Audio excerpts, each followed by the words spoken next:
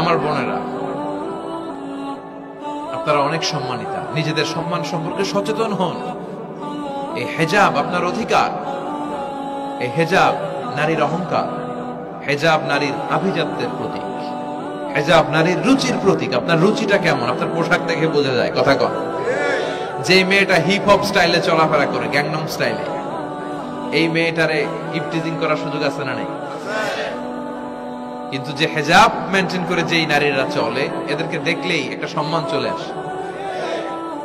সুবহানাল্লাহ পড়েন। নারীদেরকে তো ইসলাম মর্যাদা দিয়েছে।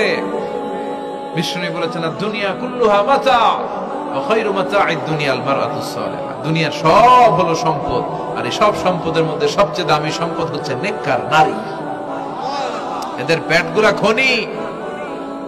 এই নেককার নারীগুলো যদি হেজাব মেনটেন করে, এই পেটগুলো থেকে আল্লাহওয়ালা বেরোবে, নাজমুস সাকিব বেরোবে, কারি আহমদ বিন ইউসুফ আল আজহারি বেরোবে, বড় বড় মুফাসসিরে কোরআন বেরোবে।